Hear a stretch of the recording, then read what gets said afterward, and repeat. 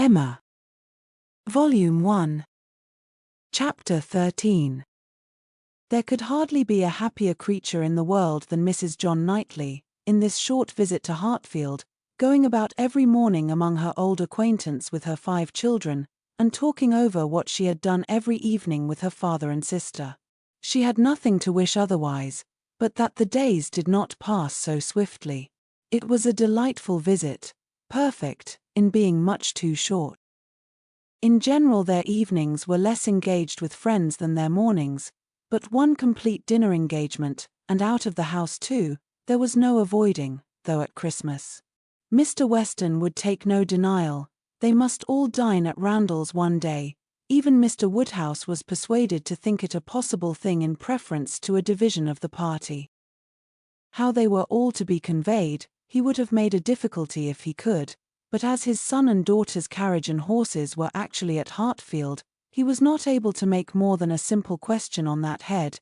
It hardly amounted to a doubt, nor did it occupy Emma long to convince him that they might in one of the carriages find room for Harriet also. Harriet, Mr. Elton, and Mr. Knightley, their own especial set, were the only persons invited to meet them. The hours were to be early, as well as the numbers few, Mr. Woodhouse's habits and inclination being consulted in everything.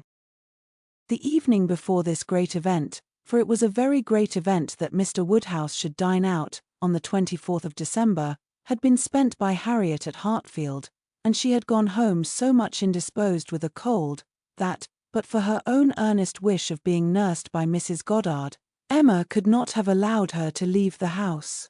Emma called on her the next day, and found her doom already signed with regard to Randalls. She was very feverish and had a bad sore throat. Mrs. Goddard was full of care and affection, Mr. Perry was talked of, and Harriet herself was too ill and low to resist the authority which excluded her from this delightful engagement, though she could not speak of her loss without many tears.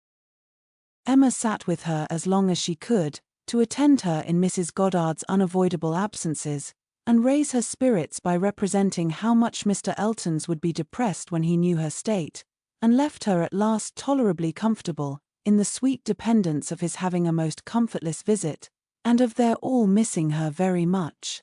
She had not advanced many yards from Mrs. Goddard's door, when she was met by Mr. Elton himself, evidently coming towards it, and as they walked on slowly together in conversation about the invalid of whom he, on the rumour of considerable illness, had been going to inquire, that he might carry some report of her to Hartfield, they were overtaken by Mr. John Knightley returning from the daily visit to Donwell, with his 2 eldest boys, whose healthy, glowing faces showed all the benefit of a country run, and seemed to ensure a quick despatch of the roast mutton and rice pudding they were hastening home for. They joined company and proceeded together. Emma was just describing the nature of her friend's complaint, a throat very much inflamed, with a great deal of heat about her, a quick, low pulse, and she was sorry to find from Mrs. Goddard that Harriet was liable to very bad sore throats, and had often alarmed her with them. Mr. Elton looked all alarm on the occasion, as he exclaimed, "A sore throat? I hope not infectious. I hope not of a putrid infectious sort. Has Perry seen her? Indeed you should take care of yourself as well as of your friend. Let me entreat you to run no risks. Why does not Perry see her?" Emma, who was not really at all frightened herself, tranquilized this excessive apprehension by assurances of Mrs. Goddard's experience and care, but as there must still remain a degree of uneasiness which she could not wish to reason away, which she would rather feed and assist than not, she added soon afterwards, as if quite another subject, "It is so cold, so very cold, and looks and feels so very much like snow, that if it were to any other place or with any other party, I should really try not to go out today and dissuade my father from venturing, but as he has made up his mind, and does not seem to feel the cold himself, I do not like to interfere, as I know it would be so great a disappointment to Mr. and Mrs. Weston. But, upon my word, Mr. Elton, in your case, I should certainly excuse myself. You appear to me a little hoarse already, and when you consider what demand of voice and what fatigues tomorrow will bring, I think it would be no more than common prudence to stay at home and take care of yourself tonight." Mr. Elton looked as if he did not very well know what answer to make, which was exactly the case, for though very much gratified by the kind care of such a fair lady, and not liking to resist any advice of hers, he had not really the least inclination to give up the visit. But Emma, too eager and busy in her own previous conceptions and views to hear him impartially, or see him with clear vision, was very well satisfied with his muttering acknowledgment of its being very cold, certainly very cold, and walked on, rejoicing in having extricated him from Randalls, and secured him the power of sending to inquire after Harriet every hour of the evening. "You do quite right," said she. "We will make your apologies to Mr. and Mrs. Weston." But hardly had she so spoken, when she found her brother was civilly offering a seat in his carriage, if the weather were Mr. Elton's only objection, and Mr. Elton actually accepting the offer with much prompt satisfaction. It was a done thing. Mr. Elton was to go, and never had his broad handsome face expressed more pleasure than at this moment, never had his smile been stronger, nor his eyes more exulting than when he next looked at her.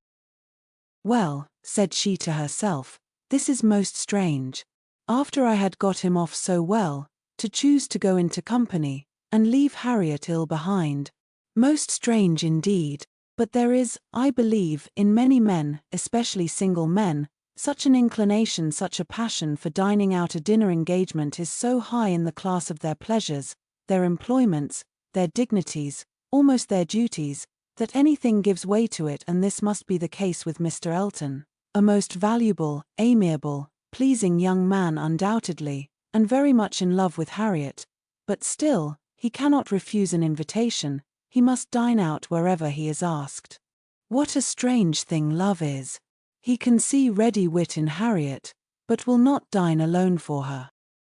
Soon afterwards Mr. Elton quitted them, and she could not but do him the justice of feeling that there was a great deal of sentiment in his manner of naming Harriet at parting, in the tone of his voice while assuring her that he should call at Mrs. Goddard's for news of her fair friend, the last thing before he prepared for the happiness of meeting her again, when he hoped to be able to give a better report, and he sighed and smiled himself off in a way that left the balance of approbation much in his favor.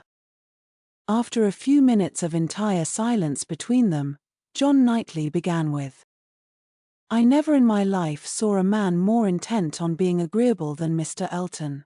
It is downright labor to him where ladies are concerned. With men he can be rational and unaffected, but when he has ladies to please, every feature works." "Mr. Elton's manners are not perfect," replied Emma, "but where there is a wish to please, one ought to overlook, and one does overlook a great deal. Where a man does his best with only moderate powers, he will have the advantage over negligent superiority. There is such perfect good temper and good will in Mr. Elton as one cannot but value."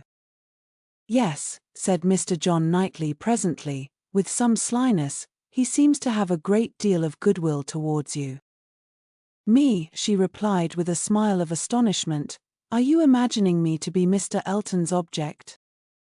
"Such an imagination has crossed me, I own, Emma, and if it never occurred to you before, you may as well take it into consideration now." "Mr. Elton in love with me? What an idea!" "I do not say it is so, but you will do well to consider whether it is so or not, and to regulate your behavior accordingly. I think your manners to him encouraging. I speak as a friend, Emma. You had better look about you, and ascertain what you do, and what you mean to do."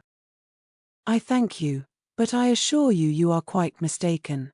Mr. Elton and I are very good friends, and nothing more," and she walked on, amusing herself in the consideration of the blunders which often arise from a partial knowledge of circumstances, of the mistakes which people of high pretensions to judgment are forever falling into, and not very well pleased with her brother for imagining her blind and ignorant, and in want of counsel. He said no more. Mr. Woodhouse had so completely made up his mind to the visit, that in spite of the increasing coldness, he seemed to have no idea of shrinking from it, and set forward at last most punctually with his eldest daughter in his own carriage, with less apparent consciousness of the weather than either of the others, too full of the wonder of his own going, and the pleasure it was to afford at Randalls to see that it was cold, and too well wrapped up to feel it. The cold, however, was severe, and by the time the second carriage was in motion, a few flakes of snow were finding their way down, and the sky had the appearance of being so overcharged as to want only a milder air to produce a very white world in a very short time. Emma soon saw that her companion was not in the happiest humor.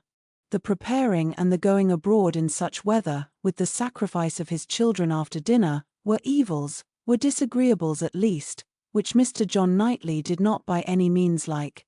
He anticipated nothing in the visit that could be at all worth the purchase, and the whole of their drive to the vicarage was spent by him in expressing his discontent.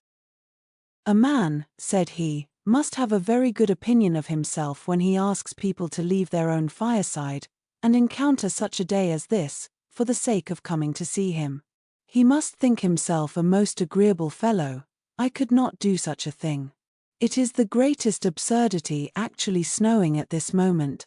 The folly of not allowing people to be comfortable at home, and the folly of people's not staying comfortably at home when they can.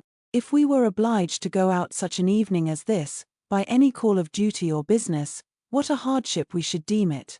And here are we, probably with rather thinner clothing than usual, setting forward voluntarily, without excuse, in defiance of the voice of nature, which tells man, in everything given to his view or his feelings, to stay at home himself, and keep all under shelter that he can.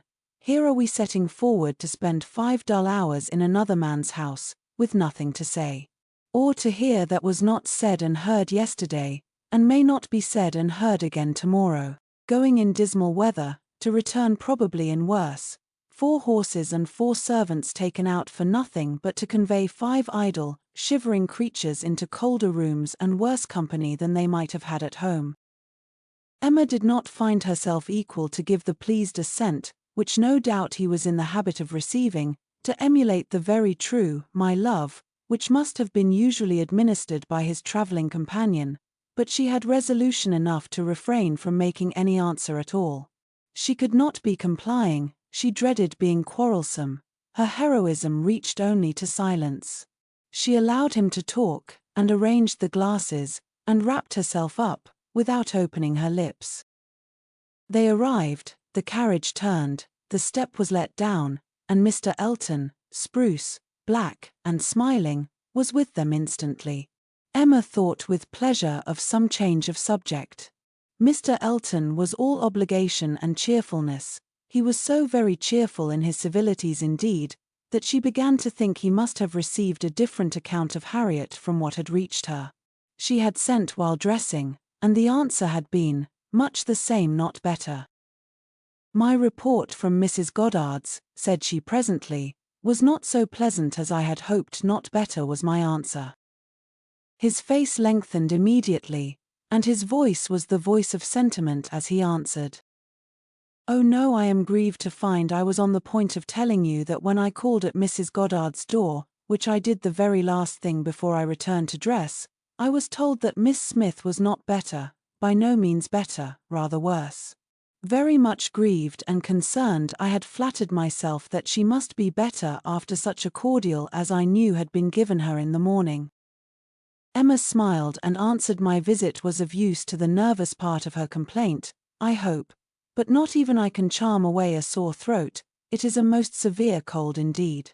Mr. Perry has been with her, as you probably heard." "Yes, I imagined, that is, I did not. He has been used to her in these complaints, and I hope tomorrow morning will bring us both a more comfortable report. But it is impossible not to feel uneasiness. Such a sad loss to our party today." "Dreadful." "Exactly so, indeed.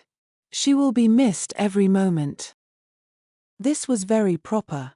The sigh which accompanied it was really estimable, but it should have lasted longer. Emma was rather in dismay when only half a minute afterwards he began to speak of other things, and in a voice of the greatest alacrity and enjoyment. "What an excellent device," said he, "the use of a sheepskin for carriages. How very comfortable they make it, impossible to feel cold with such precautions. The contrivances of modern days indeed have rendered a gentleman's carriage perfectly complete. One is so fenced and guarded from the weather, that not a breath of air can find its way unpermitted. Weather becomes absolutely of no consequence. It is a very cold afternoon, but in this carriage we know nothing of the matter. Ha! Snows a little, I see." "Yes," said John Knightley, "and I think we shall have a good deal of it." "Christmas weather," observed Mr. Elton. "Quite seasonable, and extremely fortunate we may think ourselves that it did not begin yesterday, and prevent this day's party, which it might very possibly have done, for Mr. Woodhouse would hardly have ventured had there been much snow on the ground, but now it is of no consequence. This is quite the season indeed for friendly meetings. At Christmas everybody invites their friends about them, and people think little of even the worst weather. I was snowed up at a friend's house once for a week. Nothing could be pleasanter. I went for only one night, and could not get away till that very day se'night." Mr. John Knightley looked as if he did not comprehend the pleasure, but said only, coolly, "I cannot wish to be snowed up a week at Randalls." At another time Emma might have been amused, but she was too much astonished now at Mr. Elton's spirits for other feelings. Harriet seemed quite forgotten in the expectation of a pleasant party. "We are sure of excellent fires," continued he, "and everything in the greatest comfort. Charming people, Mr. and Mrs. Weston. Mrs. Weston indeed is much beyond praise, and he is exactly what one values, so hospitable, and so fond of society. It will be a small party, but where small parties are select, they are perhaps the most agreeable of any. Mr. Weston's dining room does not accommodate more than 10 comfortably, and for my part, I would rather, under such circumstances, fall short by 2 than exceed by 2. I think you will agree with me," turning with a soft air to Emma, "I think I shall certainly have your approbation, though Mr. Knightley perhaps, from being used to the large parties of London, may not quite enter into our feelings." "I know nothing of the large parties of London, sir. I never dine with anybody." "Indeed." In a tone of wonder and pity, "I had no idea that the law had been so great a slavery. Well, sir, the time must come when you will be paid for all this, when you will have little labor and great enjoyment." "My first enjoyment," replied John Knightley, as they passed through the sweep gate, "will be to find myself safe at Hartfield again."